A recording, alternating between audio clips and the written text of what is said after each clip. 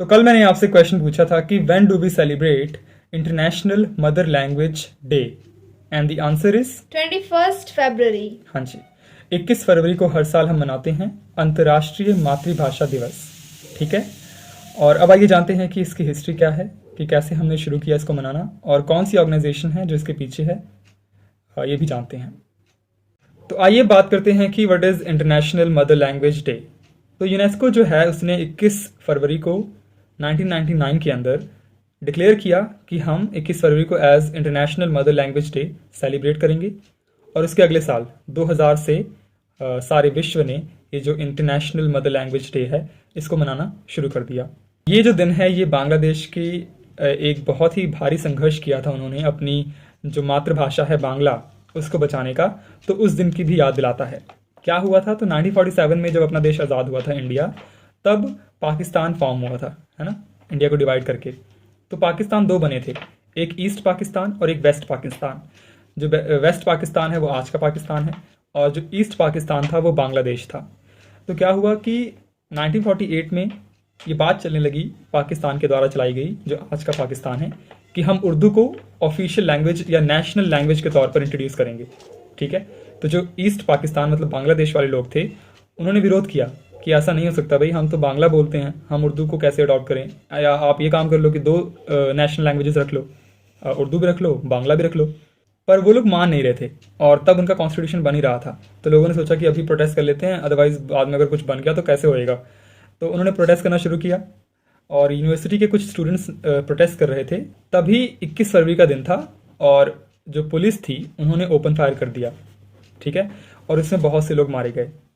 तो वो जो मोमेंट था एक तरीके से ये दिखाता है कि लोगों ने अपनी मातृभाषा को बचाने के लिए जो सेक्रीफाइस किया है ना, वो दिन जो था वो इसको सिग्निफाई करता है। इसीलिए इस दिन को इंटरनेशनल मदर लैंग्वेज डे के तौर पे मनाने का सोचा गया। ठीक है, तो ये थी थोड़ी इसकी ब्रीफ हिस्ट्री।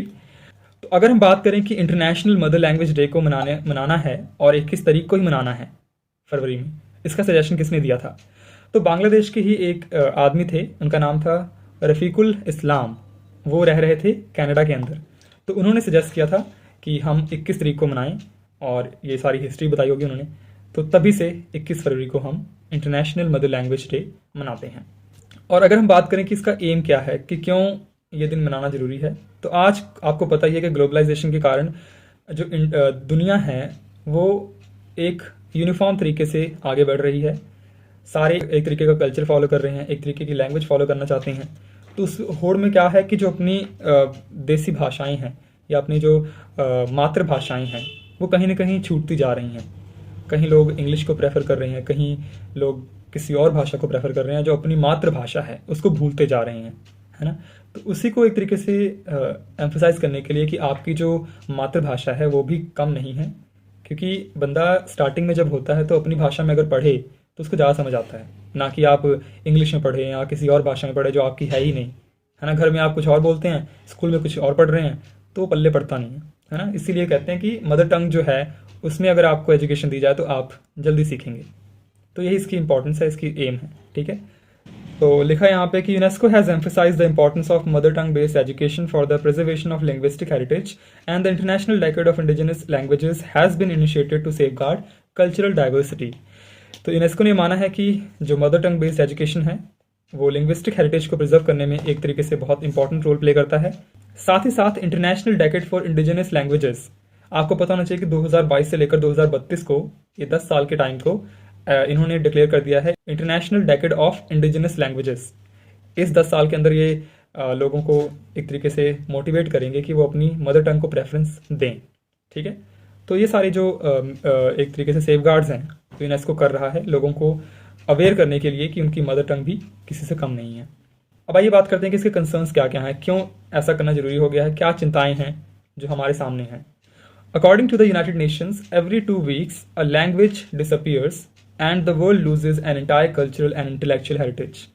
तो यूनाइटेड नेशंस की रिपोर्ट के अनुसार माने तो हर 2 हफ्ते में एक जो भाषा है वो गायब होती जा रही है ना, पूरी दुनिया में से।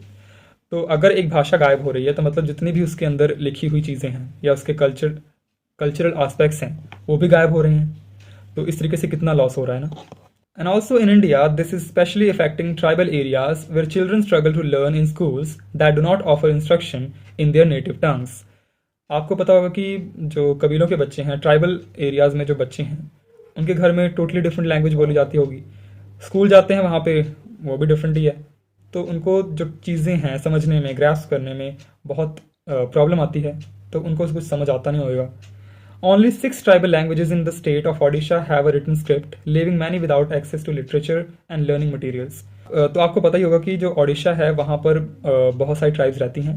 तो only 6 tribal languages in the state of Odisha have a written script. सिर्फ 6 ट्राइबल लैंग्वेजेस के पास एक स्क्रिप्ट है। स्क्रिप्ट क्या होती है? सिस्टम ऑफ राइटिंग, जिसके थ्रू वो लैंग्वेज को लिख सकते हैं। ठीक है, जो बाकी हम के पास कोई भी ऐसी स्क्रिप्ट नहीं है, तो वो ना लैंग्वेज को लिख सकते हैं, ना कोई लिटरेचर मेंटेन कर सकते हैं। तो बाकी तो सिर्फ ऑरली कन्वर्स करने वाली लैंग्वेजेस रह गई हैं। जो ऑरली ट्रांसमिट होती हैं लैंग्वेजेस, उनको एक्सटेंट होने का ज़्यादा खतरा है, क्योंकि कोई लिटरेचर नहीं है कि बंदा अगर एक आधे को आती होगी तो पढ़ पढ़ के सीख ले, तो ऐसा कुछ नहीं है। हर साल कोई ना कोई एक थीम होती है इस दिन को मनाने के लिए। जो इस साल हमने 2023 में मनाया है दिन, उसकी थीम थी multilingual education, a necessity to transform education. मतलब कि बहुभाषी शिक्षा, शिक्षा को बदलने की आवश्यकता।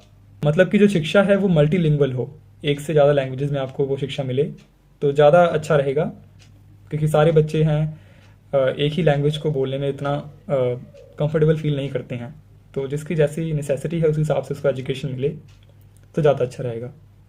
तो ये थी कुछ इन्फॉर्मेशन आपके लिए इस क्वेश्चन के रिगार्डिंग। मिलते हैं आपको कल अगली वीडियो में अगले क्वेश्चन के साथ। बाय। Bye.